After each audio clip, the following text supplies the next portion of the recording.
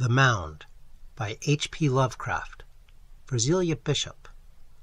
Chapter 4. What finally roused Zamacona was a thunderous rapping at the door. It beat through his dreams and dissolved all the lingering mists of drowsiness as soon as he knew what it was. There could be no mistake about it. It was definite, human, and peremptory rapping, performed apparently with some metallic object, and with all the measured quality of conscious thought or will behind it. As the awakening man rose clumsily to his feet, a sharp vocal note was added to the summons, someone calling out, in a not unmusical voice, a formula which the manuscript tries to represent as Oxy Oxy Gyathkan Isiach Relax. Feeling sure that his visitors were men and not demons, and arguing that they could have no reason for considering him an enemy, Zamacona decided to face them openly and at once, and accordingly fumbled with the ancient latch till the golden door creaked open from the pressure of those outside. As the great portal swung back, Zamacona stood facing a group of about 20 individuals, of an aspect not calculated to give him alarm. They seemed to be Indians, though their tasteful robes and trappings and swords were not such as he had seen among any of the tribes of the outer world, while their faces had many subtle differences from the Indian type. That they did not mean to be irresponsibly hostile was very clear, for instead of menacing him in any way, they merely probed him attentively and significantly with their eyes, as if they expected their gaze to open up some sort of communication. The longer they gazed, the more he seemed to know about them and their mission, for although no one had spoken since the vocal summons before the opening of the door, he found himself slowly realizing that they had come from the great city beyond the low hills, mounted on animals, and that they had been summoned by animals who had reported his presence. That they were not sure what kind of person he was, or just where he had come from, but that they knew he must be associated with that dimly remembered outer world which they sometimes visited in curious dreams. How he read all this in the gaze of the 2 or 3 leaders he could not possibly explain, though he learned why a moment later. As it was, he attempted to address his visitors in the Wichita dialect he had picked up from Charging Buffalo, and after this failed to draw a vocal reply, he successively tried the Aztec, Spanish, French, and Latin tongues, adding as many scraps of lame Greek, Galician, and Portuguese, and of the Babel peasant patois of his native Asturias, as his memory could recall. But not even this polyglot array, his entire linguistic stock, could bring a reply in kind. When, however, he paused in perplexity, one of the visitors began speaking in an utterly strange and rather fascinating language, whose sounds the Spaniard later had much difficulty in representing on paper. Upon his failure to understand this, the speaker pointed first to his own eyes, then to his forehead, and then to his eyes again, as if commanding the other to gaze at him in order to absorb what he wanted to transmit. Zamacona, obeying, found himself rapidly in possession of certain information. The people, he learned, conversed nowadays by means of unvocal radiations of thought, although they had formerly used spoken language, which still survived as the written tongue, and into which they still dropped orally for tradition's sake, or when strong feeling demanded a spontaneous outlet. He could understand them merely by concentrating his attention upon their eyes, and could reply by summoning up a mental image of what he wished to say, and throwing the substance of this into his glance. When the thought speaker paused, apparently inviting a response, Zamacona tried his best to follow the prescribed pattern, but did not appear to succeed very well. So he nodded and tried to describe himself and his journey by signs. He pointed upward, as if to the outer world, then closed his eyes and made signs as of a mole burrowing. Then he opened his eyes again and pointed downward, in order to indicate his descent of the great slope. Experimentally, he blended a spoken word or two with his gestures. For example, pointing successively to himself and to all of his visitors and saying, "un hombre," and then pointing to himself alone and very carefully pronouncing his individual name, Pamphilo de Zamacona. Before the strange conversation was over, a good deal of data had passed in both directions. Zamacona had begun to learn how to throw his thoughts, and had likewise picked up several words of the region's archaic spoken language. His visitors, moreover, had absorbed many beginnings of an elementary Spanish vocabulary. Their own old language was utterly unlike anything the Spaniard had ever heard, though there were times later on when he was to fancy an infinitely remote linkage with the Aztec, as if the latter represented some far stage of corruption, or some very thin infiltration of loanwords. The underground world, Zamacona learned, bore an ancient name which the manuscript records as Shinayanon, but which, from the writer's supplementary explanations and diacritical marks, could probably be best represented to Anglo-Saxon ears by the phonetic arrangement Knayan. It is not surprising that this preliminary discourse did not go beyond the merest essentials, but those essentials were highly important. Zamacona learned that the people of Knayan were almost infinitely ancient, and that they had come from a distant part of space where physical conditions are much like those of the earth. All this, of course, was legend now, and one could not say how much truth was in it, or how much worship was really due to the octopus-headed being Tulu, who had traditionally brought them hither, and whom they still reverenced for aesthetic reasons. But they knew of the outer world, and were indeed the original stock who had peopled it as soon as its crust was fit to live on. Between glacial ages, they had had some remarkable surface civilizations, especially one at the South Pole near the mountain Kadath. At some time infinitely in the past, most of the outer world had sunk beneath the ocean, so that only a few refugees remained to bear the news to Knayan. This was undoubtedly due to the wrath of space devils, hostile alike to men and to men's gods, for it bore out rumors of a primordially earlier sinking which had submerged the gods themselves, including great Tulu, who still lay prisoned and dreaming in the watery vaults of the half-cosmic city Relax. No man, not a slave of the space devils, it was argued, could live long on the outer earth, and it was decided that all beings who remained there must be evilly connected. Accordingly, traffic with the lands of sun and starlight abruptly ceased. The subterraneous approaches to Knayan, or such as could be remembered, were either blocked up or carefully guarded, and all encroachers were treated as dangerous spies and enemies. But this was long ago. With the passing of ages, fewer and fewer visitors came to Knayan, and eventually sentries ceased to be maintained at the unblocked approaches. The mass of the people forgot, except through distorted memories and myths and some very singular dreams, that an outer world existed, though educated folk never ceased to recall the essential facts. The last visitors ever recorded, centuries in the past, had not even been treated as devil spies, faith in the old legendary having long before died out. They had been questioned eagerly about the fabulous outer regions, for scientific curiosity in Knayan was keen, and the myths, memories, dreams, and historical fragments relating to the Earth's surface had often tempted scholars to the brink of an external expedition, which they had not quite dared to attempt. The only thing demanded of such visitors was that they refrain from going back and informing the outer world of Knayan's positive existence, for after all, one could not be sure about those outer lands. They coveted gold and silver, and might prove highly troublesome intruders. Those who had obeyed the injunction had lived happily, though regrettably briefly, and had told all they could about their world.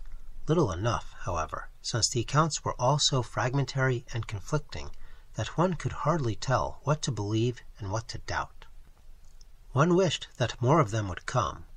As for those who disobeyed and tried to escape, it was very unfortunate about them. Zamakona himself was very welcome, for he appeared to be a higher-grade man and to know much more about the outer world than anyone else who had come down within memory. He could tell them much, and they hoped he would be reconciled to his lifelong stay. Many things which Zamakona learned about Knyaun in that first colloquy left him quite breathless. He learned, for instance, that during the past few thousand years the phenomena of old age and death had been conquered, so that men no longer grew feeble or died except through violence or will. By regulating the system, one might be as physiologically young and immortal as he wished, and the only reason why any allowed themselves to age was that they enjoyed the sensation in a world where stagnation and commonplaceness reigned. They could easily become young again when they felt like it. Births had ceased, except for experimental purposes, since a large population had been found needless by a master race which controlled nature and organic rivals alike. Many, however, chose to die after a while, since despite the cleverest efforts to invent new pleasures, the ordeal of consciousness became too dull for sensitive souls, especially those in whom time and satiation had blinded the primal instincts and emotions of self-preservation. All the members of the group before Zamakona were from 500 to 1500 years old, and several had seen surface visitors before, though time had blurred the recollection. These visitors, by the way, had often tried to duplicate the longevity of the underground race, but had been able to do so only fractionally, owing to evolutionary differences developing during the million or two years of cleavage. These evolutionary differences were even more strikingly shown in another particular, one far stranger than the wonder of immortality itself. This was the ability of the people of Knyaun to regulate the balance between matter and abstract energy, even where the bodies of living organic beings were concerned, by the sheer force of the technically trained will.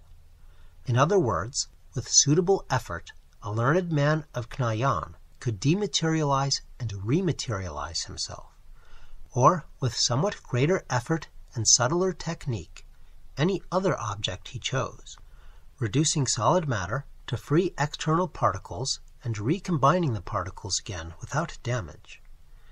Had not Zamakona answered his visitor's knock when he did, he would have discovered this accomplishment in a highly puzzling way, for only the strain and bother of the process prevented the 20 men from passing bodily through the golden door without pausing for a summons.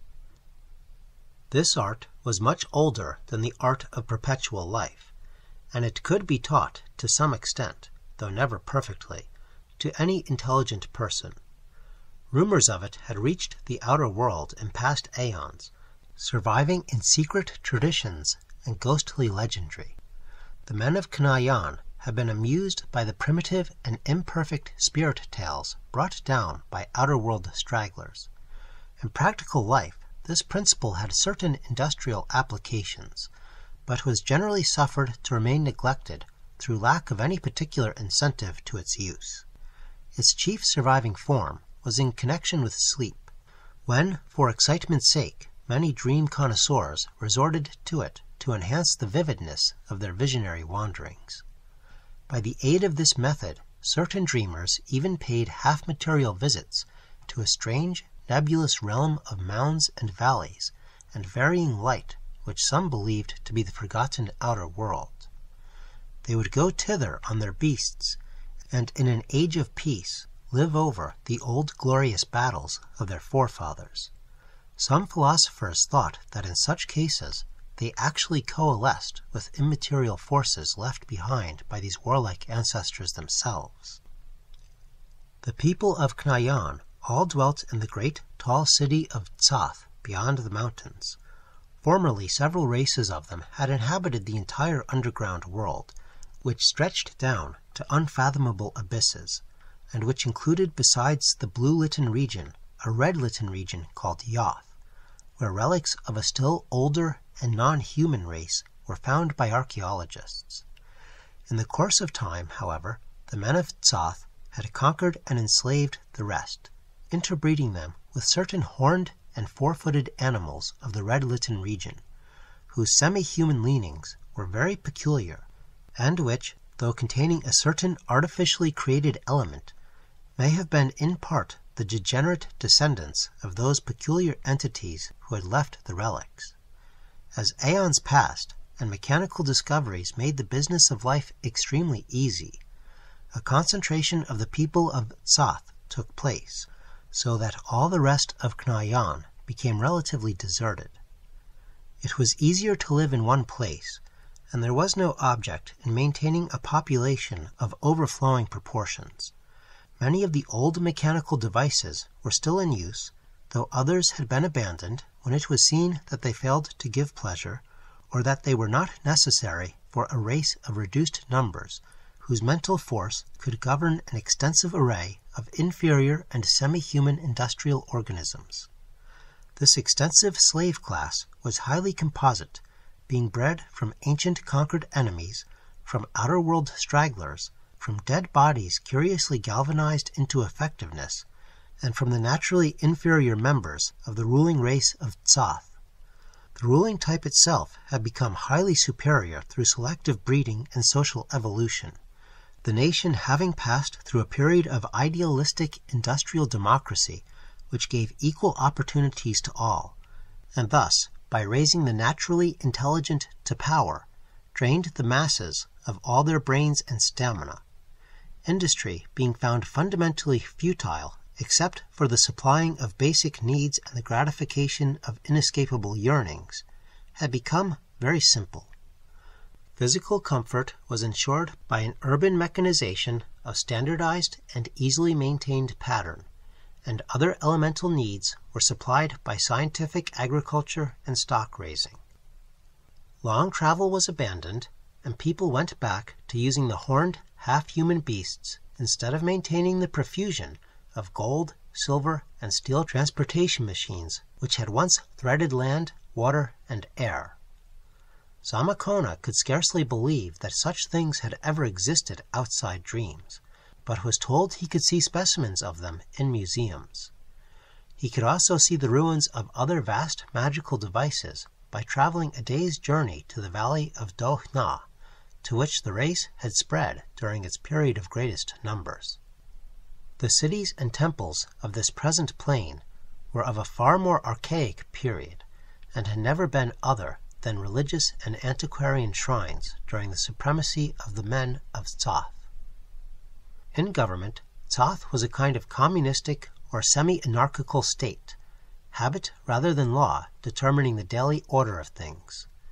This was made possible by the age-old experience and paralyzing ennui of the race, whose wants and needs were limited to physical fundamentals and to new sensations. An aeon-long tolerance not yet undermined by growing reaction had abolished all illusions of values and principles, and nothing but an approximation to custom was ever sought or expected. To see that the mutual encroachments of pleasure-seeking never crippled the mass life of the community, this was all that was desired. Family organization had long ago perished, and the civil and social distinction of the sexes had disappeared. Daily life was organized in ceremonial patterns, with games, intoxication, torture of slaves, daydreaming, gastronomic and emotional orgies, religious exercises, exotic experiments, artistic and philosophical discussions, and the like, as the principal occupations. Property, chiefly land, slaves, animals, shares in the common city enterprise of Tzoth, and ingots of magnetic Tulu metal, the former universal money standard, was allocated on a very complex basis, which included a certain amount equally divided among all the freemen. Poverty was unknown, and labor consisted only of certain administrative duties imposed by an intricate system of testing and selection. Zamacona found difficulty in describing conditions so unlike anything he had previously known, and the text of his manuscript proved unusually puzzling at this point. Art and intellect, it appeared, had reached very high levels in Tsath, but had become listless and decadent. The dominance of machinery had at one time broken up the growth of normal aesthetics, introducing a lifelessly geometrical tradition fatal to sound expression. This had soon been outgrown, but had left its mark upon all pictorial and decorative attempts, so that except for conventionalized religious designs, there was little depth or feeling in any later work. Archaistic reproductions of earlier work had been found much preferable for general enjoyment. Literature was all highly individual and analytical, so much so as to be wholly incomprehensible to Zamakona. Science had been profound and accurate and all-embracing, save in the one direction of astronomy. Of late, however, it was falling into decay, as people found it increasingly useless to tax their minds by recalling its maddening infinitude of details and ramifications. It was thought more sensible to abandon the deepest speculations and to confine philosophy to conventional forms. Technology, of course, could be carried on by rule of thumb. History was more and more neglected, but exact and copious chronicles of the past existed in the libraries. It was still an interesting subject, and there would be a vast number to rejoice at the fresh outer world knowledge brought in by Zamakona. In general, though, the modern tendency was to feel rather than to think, so that men were now more highly esteemed for inventing new diversions than for preserving old facts or pushing back the frontier of cosmic mystery. Religion was a leading interest in Tsath, though very few actually believed in the supernatural. What was desired was the aesthetic and emotional exaltation bred by the mystical moods and sensuous rites which attended the colorful ancestral faith.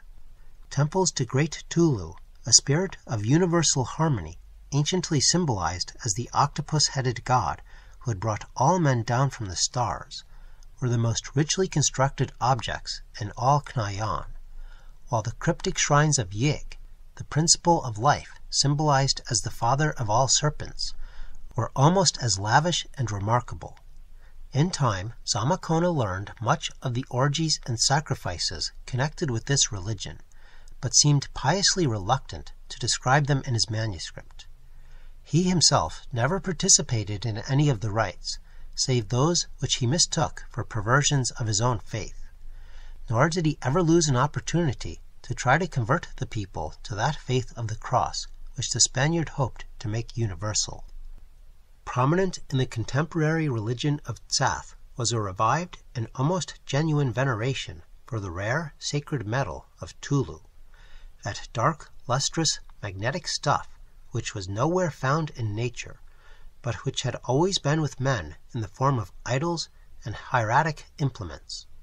From the earliest times, any sight of it in its unalloyed form had impelled respect, while all the sacred archives and litanies were kept in cylinders wrought of its purest substance. Now, as the neglect of science and intellect was dulling the critically analytical spirit, people were beginning to weave around the metal once more that same fabric of awestruck superstition which had existed in primitive times. Another function of religion was the regulation of the calendar, born of a period when time and speed were regarded as prime fetishes in man's emotional life. Periods of alternate waking and sleeping, prolonged, abridged, and inverted as mood and convenience dictated, and timed by the tail beats of great Yig, the serpent, corresponded very roughly to terrestrial days and nights, though Zamakona's sensations told him they must actually be almost twice as long. The year unit, measured by Yig's annual shedding of his skin, was equal to about a year and a half of the outer world. Zamakona thought he had mastered this calendar very well when he wrote his manuscript, whence he confidently gave the date of 1545, but the document failed to suggest that his assurance in this matter was fully justified. As the spokesman of the Tsath party proceeded with his information, Zamakona felt a growing repulsion and alarm. It was not only what was told, but the strange telepathic manner of telling, and the plain inference that return to the outer world would be impossible, that made the Spaniard wish he had never descended to this region of magic, abnormality, and decadence.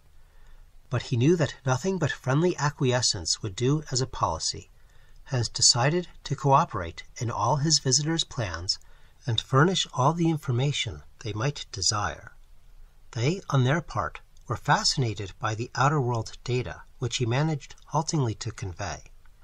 It was really the first draft of reliable surface information they had had since the refugees straggled back from Atlantis and Lemuria aeons before. For all their subsequent emissaries from outside had been members of narrow and local groups without any knowledge of the world at large. Mayas, Toltecs, and Aztecs at best, and mostly ignorant tribes of the plains. Zamacona was the first European they had ever seen, and the fact that he was a youth of education and brilliancy made him of still more emphatic value as a source of knowledge.